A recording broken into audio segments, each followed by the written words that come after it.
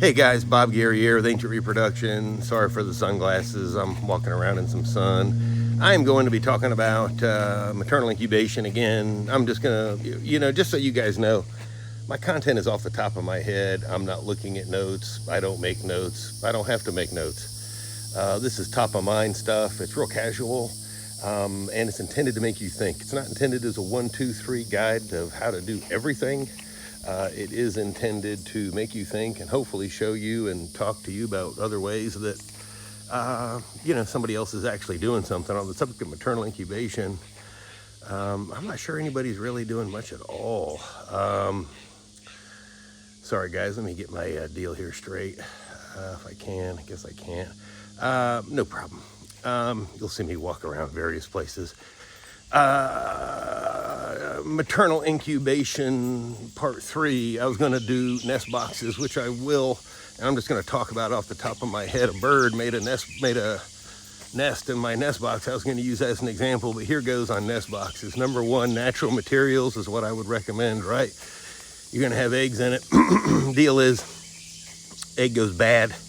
What's touching the surface of your eggs, right?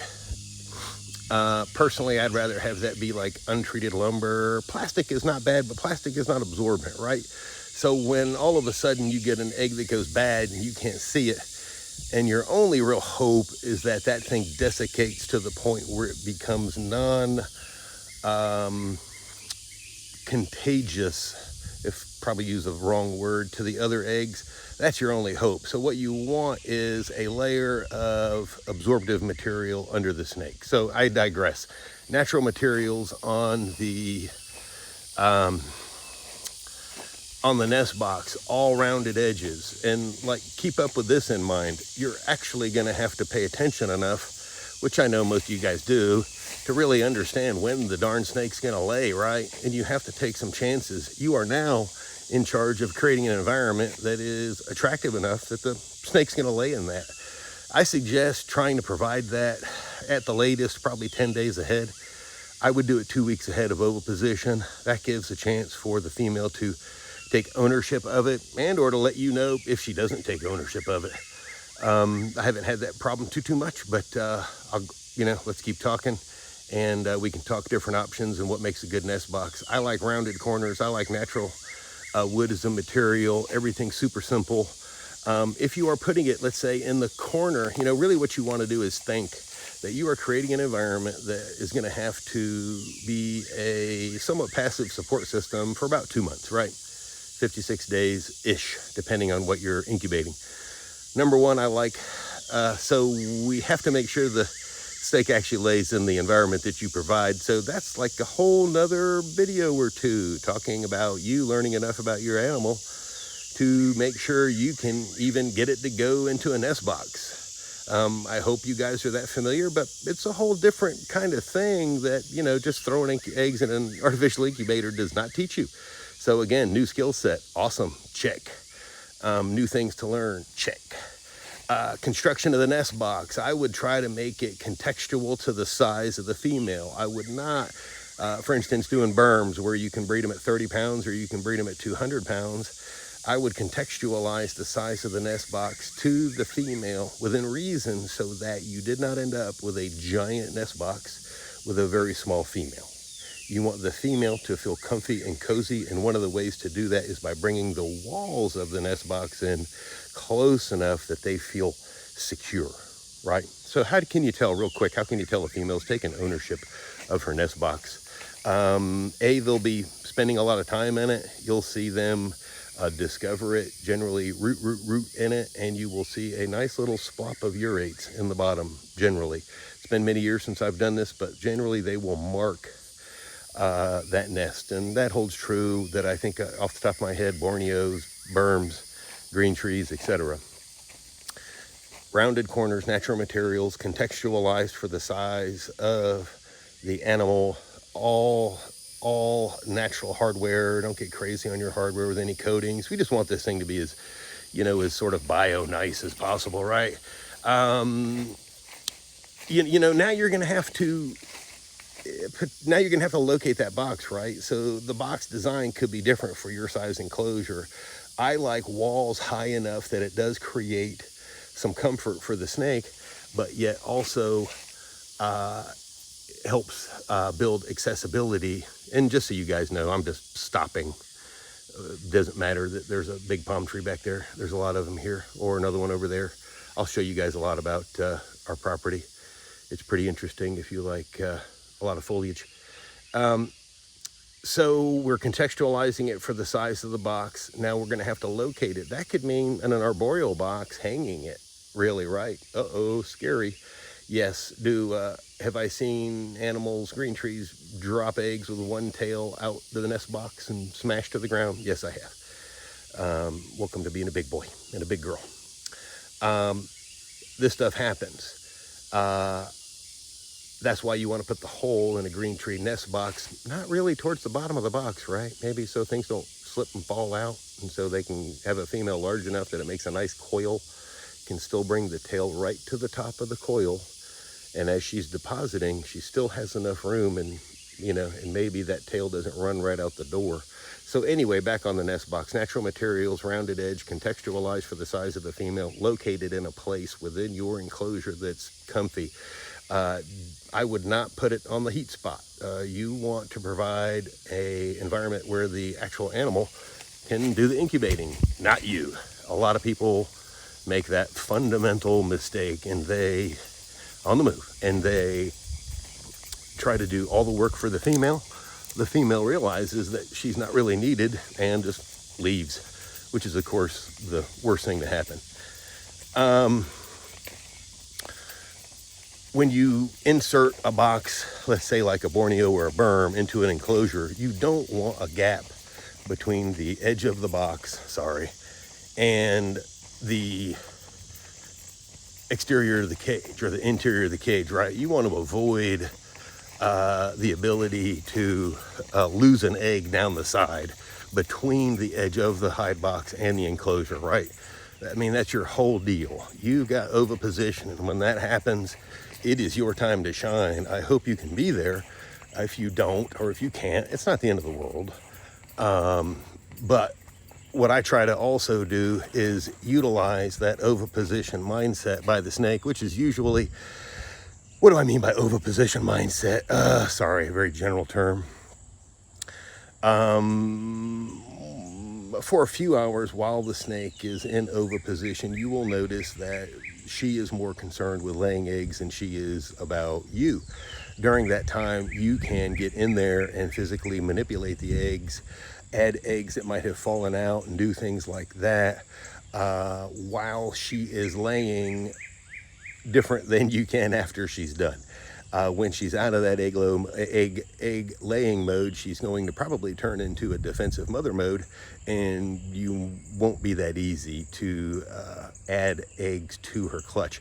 I like adding eggs in. I am not afraid to open up a female and put eggs in, because that's the whole reason I'm doing it.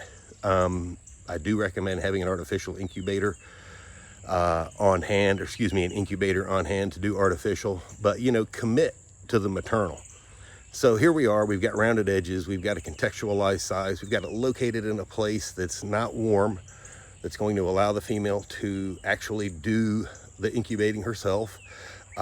It's private, and here's one of the huge aspects to it, and I'll put the pics of the Ophiological Services green tree box in the picture. I've got a nest box Eugene, the founder of Ophiological Services, gave to me as a birthday present in the mid-90s. I had like 37 adults, I think, green trees at one time. So needless to say, did a little egg incubation. And the thing I wanted to talk about next was access. You need to have, especially in a small, especially in a small snake, you want access. You want to be able to look at the snake if possible. It's very difficult depending upon, if you have a big snake stuffed into stacked cages, extremely difficult to see in there, and that's a weakness. But if you have a green tree, which is very small, you can make, and I'll show you some of the pieces on the on the nest box clear, so they can be viewed into easily, which you can just cover with paper to remain private. You can have drop-down doors, you can have easy access hatches all sorts of stuff. You know, you want to think that, you know, it might be nice to make a nice laying area for the snake, but, you know, you're going to probably have to get involved at some time. And that could be the putting eggs back in. That could be to a clutch and let her incubate them. That could be removing bad eggs. There's a lot of things. You know, in a perfect world, you're going to make a spot. She's going to drop. Bam! You're going to come back in 2 months approximately, and boom, beautiful baby sticking out of the heads. But it ain't that easy. So again, let's review natural materials, rounded surfaces, contextualize the size of the nest box to the size of your female. In other words, we don't want a huge nest box for a given species and a very small female. We want to make her feel snug and cozy, but we don't want it too large. You want a lot of access so that you can get in and that you can see. Something that you can also input or do as an option is, and I'm going to talk about kind of outfitting the box. Sorry guys, learning my DJI gimbal here. Outfitting the box with a couple of French catheters, and so that you can actually add moisture to the incubation medium in the nest box during incubation without having to do something like mist. You can actually add it down below and increase the humidity that way. You want to be real careful when you're introducing moisture into an incubation environment. And unfortunately, when you start to take some of your first maternally incubated clutches apart, you're really going to learn about the conditions that exist in there. And so then that will teach you when you need to get involved and how you need to get involved. But I'll give you some tips along the way here. I won't leave you hanging. The first one being, okay, so you've got a nest box, and gosh, I've seen a couple of you guys or a few of you guys on social media just basically letting snakes lay on the bottom of the cage and sort of winging it, I would say. Much love there, but you know, you're stacking things against yourself, and you're unfairly thinking. I saw one post of a ball python where the snake couldn't cover its clutch, so the eggs were starting to wrinkle, and the owner got concerned, which I understand completely, and pulled the eggs. And the reason was the female couldn't cover the eggs. And I understand that. And again, but now remember, she laid on the bottom of a plastic cage. The only thing that could possibly hold moisture is the dry chunks of substrate sitting around her. The diameter of the clutch was too big. Why? Well, there was no box to confine it. So all those eggs were 1 layer tall, which is pretty difficult for most python mothers to cover. You know, you really need to pile them up. And that's really about the only way. I've never seen you know, if you attempted to leave a 50 egg berm clutch out 1 layer big, it would be, you know, it would be 3 feet across, you know, 60, 70, 80, 100 eggs, you know, you get the idea. So I was remiss when I saw the post with the ball python where they had immediately just decided to pull the eggs because they saw some desiccation. Now think, right? Now ball python, different animal. A ball python does not generally thought of, and I'm not sure what the texts say lately because I don't read about snake breeding, but ball pythons are thermoconductors, right?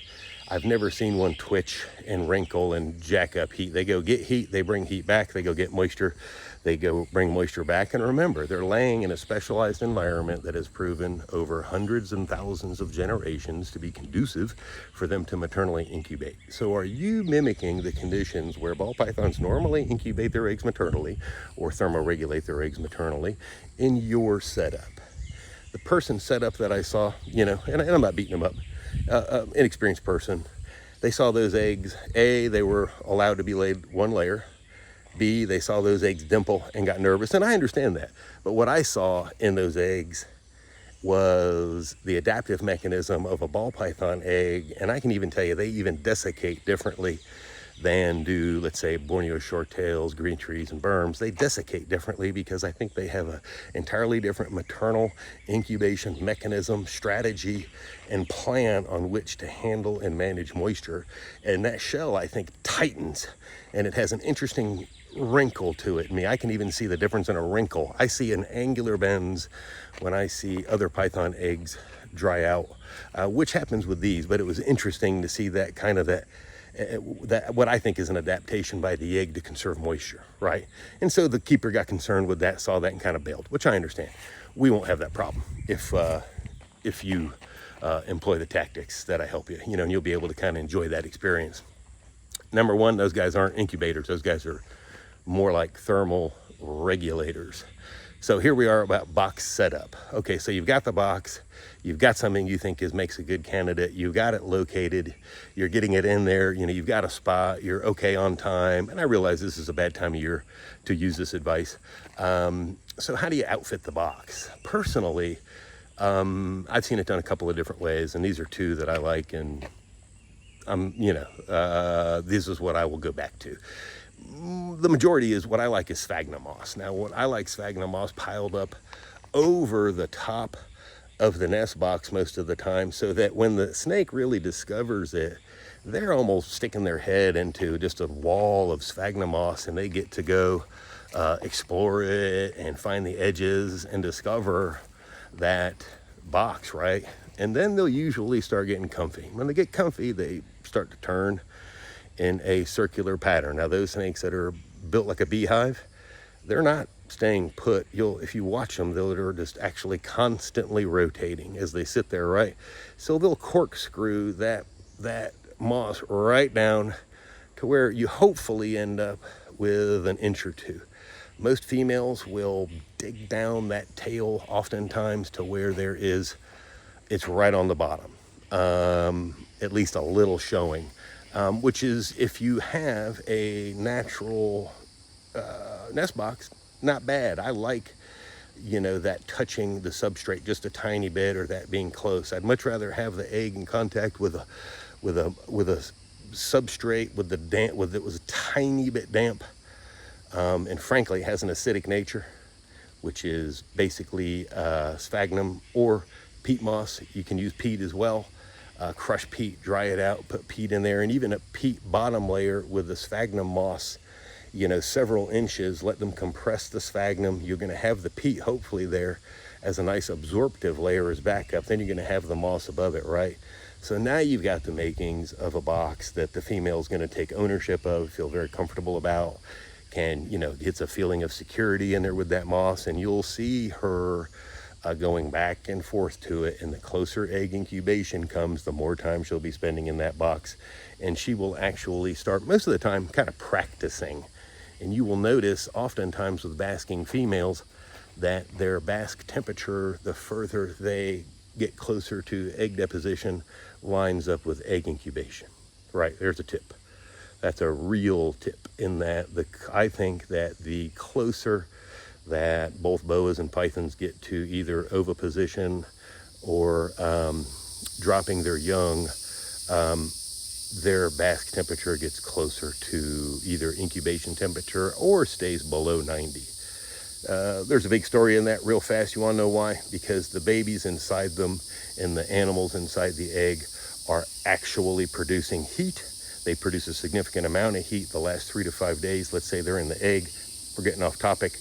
But that is something to manage and understand. That is what causes the females, when people say, oh, I'm seeing my female slow down and she's not twitching as much. That's because in the last 3 to 5 days, if you artificially incubate with an instrument accurate enough to perceive this, most don't. I've never seen anybody talk about it, except people with a super accurate incubator. And maybe you guys have experienced this, and I just don't know about it. You experience basically almost like an over temp, or you see the female in an artificial incubator. What you can experience is, if you have multiple ink clutches within one incubator, especially if you're talking Burmese python eggs that are 250 grams a piece. If you're talking an 8-gram GTP egg, not so much, right? But a Burm clutch, you might have 30 pounds of eggs in there. So when it has a temperature rise, it can make a 10 cubic foot incubator, literally the entire temperature within that box go up, and that'll get your attention. So that does not happen in maternal. What happens is, in maternal, is the snake has a fantastic feedback mechanism, realizes that, they're an old junk car, realizes that what is happening, and then backs off her twitching so that the temperature can still be right about 89-ish or so. and the snakes typically hatch fine. I'm going to stop there for right now. So we've got so locate the box, think about the box. Do not put the box on your hot spot. The box needs to be, in my opinion, in the cool spot. Now, what your cool spot is, I'm not sure, or how cool or extreme that might be. I would try to put, for maternally incubating berm, green tree, python, or Borneo shorttail, I would probably put it in a spot where the room was not going to get any warmer than about 82 degrees. Maybe a little cooler for green tree. That is going to make the female want to actually do their job. I've seen up north years ago where people put heat tape around the nest box, and they talked about how that worked successfully. That must have been in a really, really cold environment, because I'm not really sure why the snake would want to be there if you are raising the temperature to incubation temperature. And if you're doing that, why are you doing that? Why not just put the snakes in an incubator and have really control of them? Why make a half-hearted attempt with the snake sitting on them, maybe because you don't have an incubator? And you can do maternal in the face of not having an incubator. But if you're going to be happy with it, you better take some time. I would consider different box constructions, and go from there. I will show you some pics of one of the hide boxes or two. I have an old berm hide box from 100 years ago that I never used, and I actually started using as a hide box, flipping it over and using it as a hide box for other pythons. The Borneos really love them. So I've kind of destroyed them, and I didn't add this. The reason why I destroyed my big snake hide box is because they're just totally untreated. There's no stain on them or anything like that. And so, when they got a little moist, they really went to heck. But that's okay. I don't really mind that. So that gets you something to get started. I hope that helps a little bit. Access rounded the nest box real quick in review, if I can do it off the top of my head. Nest box desires, make sure it's contextualized for the size of the snake. You don't want a huge nest box if the snake is not that large. Go ahead and build a couple. If you got some really large animals, you got some really small ones, build a couple different size nest boxes. I like natural materials for the box. I like rounded edges. Anywhere where the snake crawls in and out, you want that edge to be rounded. It's a piece of cake. If you have them built for you, piece of cake to build something simple like this. Make the rounded edges. If it's in a rectangular cage and you've got one entry point and the nest box is basically at the opposite end of the enclosure, go ahead and what was I going to say? Go ahead and lower, if you want, the entrance ledge, right? Imagine you're a big, heavy, pregnant snake, and you know how much discomfort they look like they're in oftentimes. And, she's got to get up over this ridge, and she's got to take that big pregnant body and all those eggs over this hard ridge of wood, right, or some kind of material. So you want that. You want to avoid disruptive, sharp edges, points, gouges, anything like that. It's just super safe and simple, and it will eliminate headaches down the road. Natural materials, no stains. I like sphagnum moss and peat as a material. You want to have a lot of access. I'm sorry, guys. You want to have a lot of access, if you can, and visibility in your nest box, if possible. I know that's some of the most difficult things to have, and that's one of the biggest challenges in maternal is when something is going wrong, which is predominantly an egg dying within the clutch that you can smell. You're going to probably have bugs potentially going around it.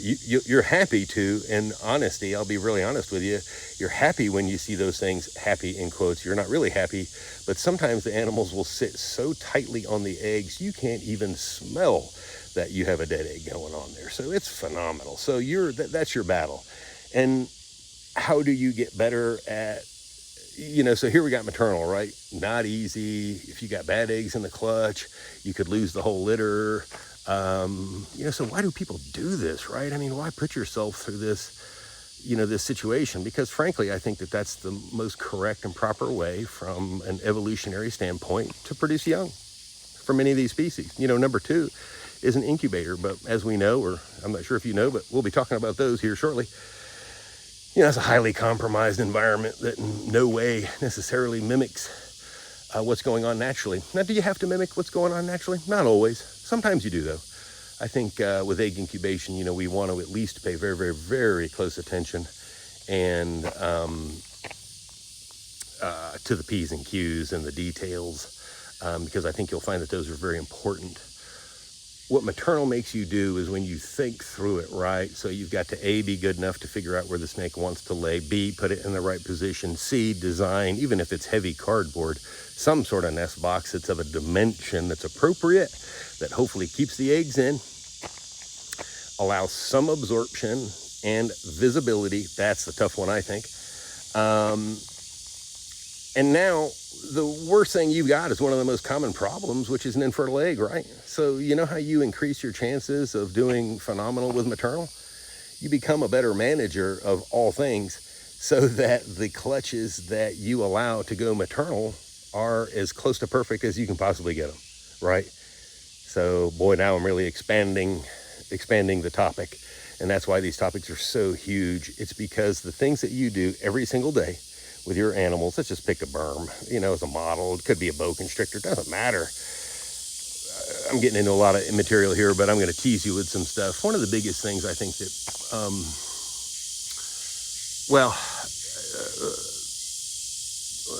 let me go at it this way. You need to have an all-inclusive viewpoint so that because your activities funnel, your diet efforts, your housing, your temperature.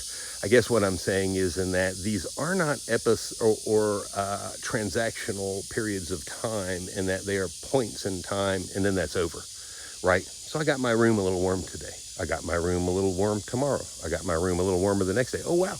There's a thermostat out of shape.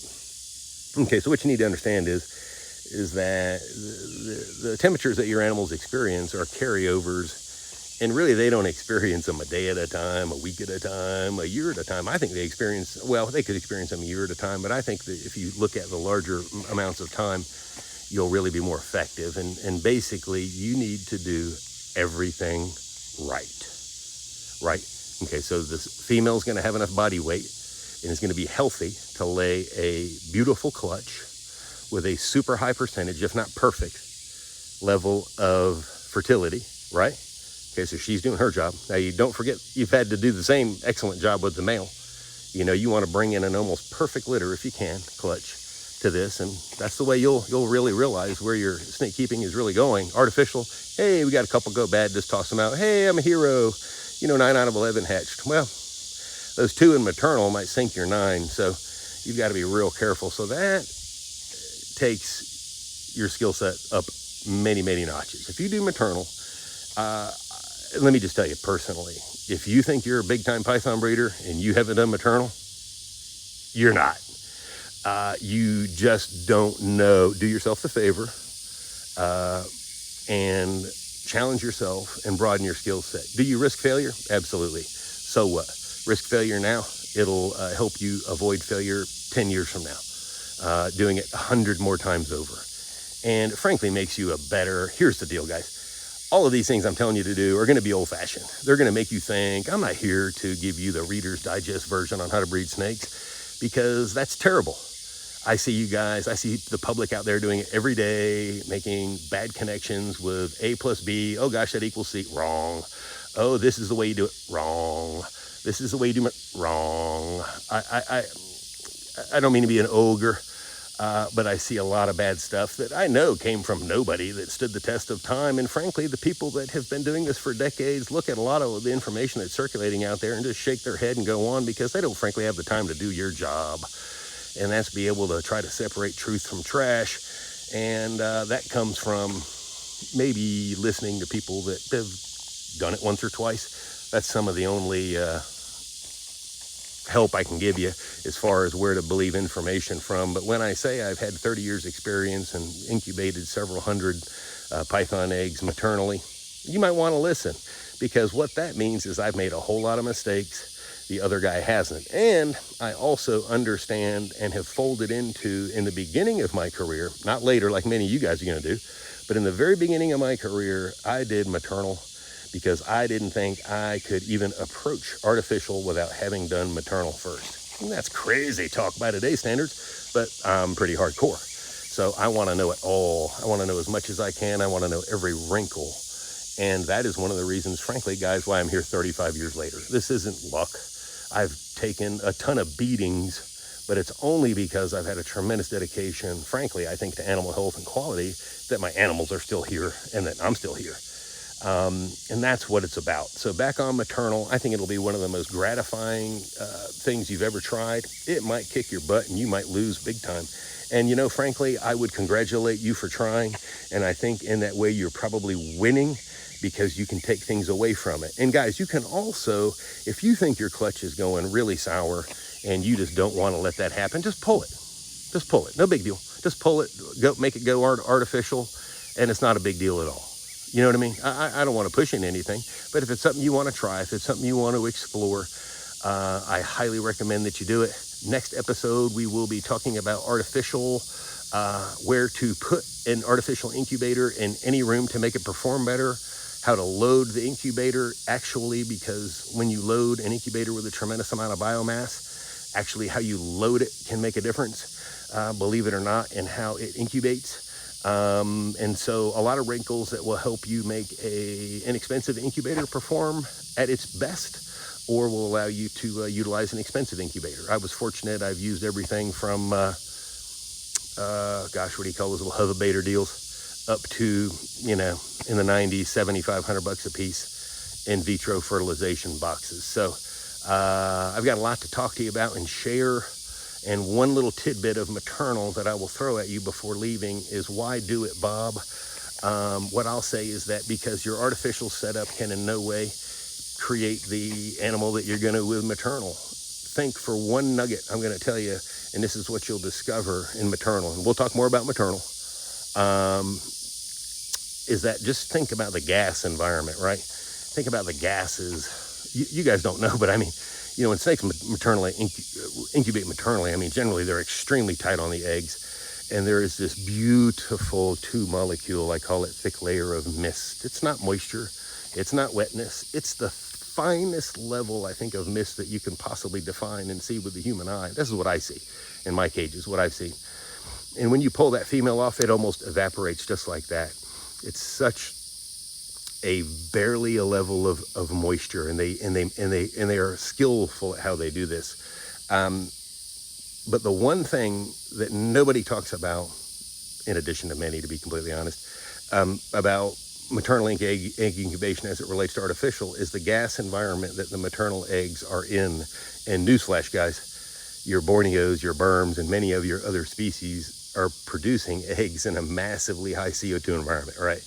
What impact does that have? Who knows? But why doesn't anybody talk about it? And when I say CO2 environment, that's the output of respiration, right? Okay, so imagine egg touching, egg touching, egg touching, egg touching, egg touching, egg touching, egg. Female, super tight, small box. That's a super high CO2 environment, and it obviously works, right? So, you know, what are the things that environment is doing? And we don't know. Luckily, I had incubators sophisticated enough to actually measure CO2 so that I could use that as basically a rate of respiration or activity. And I knew that when I could line up the dates that clutches were going to hatch, right? And I can see where CO2 and temperature for each and every clutch peaks. That box would peak. And I remember the first time it was, I think in 94, I used a big box and put 402 eggs in it in 1994. And got the box from Eugene Bissett. Of course, you hear me talk about Eugene a lot. And at that time, I think it was myself, Mark Bell, Trooper Walsh, and Eugene that were crazy enough to use these incubators. But because they were a human incubator, CO2 was very important. And so CO2 was a fantastic readout to have, because it was kind of basically like a metabolic rate indicator. So as each clutch popped and got towards hatching, that CO2 would go up, that CO2 would go up, that CO2 would go up. And if you want to be crazy enough, look back at CO2 papers. Has some tough stuff. Only stuff comes to mind from the early 80s with, again, Eugene's Burms. And I think they were putting CO2 sensors in legs pantyhose containers, drilling them and inserting that into a Burmese python clutch before as her eggs were being laid, and monitored CO2 in that way. So pretty basic stuff. But anyway, guys, this is, if you want to be a hardcore python breeder, you want to be egg hatcher, as Tracy now Barker said, you know, the power, he who can hatch, he or she, I think she said, who can hatch the egg is, you know, has power in reptiles, and it's fantastic. I love eggs. I know you guys know me as a boa breeder now, but I'm really a complete, you know, nut about python eggs, and I think they're fantastic. Eggs are just an amazing vehicle. Boas are nice because we don't have to bother with eggs, but if you want to be a reptile breeder, if you want to broaden your skill set, if you want to understand more of the complete system of what these reptiles, or what the things that you need to do in captivity to mimic some of those things in the wild that are positive perhaps for your bloodline building, for foundational stuff, or maybe for a select clientele, or maybe you want to utilize the technique just to learn, or maybe even the snakes you want to keep back. You can utilize the technique. Try it. It's no big deal. I think you'll learn a lot.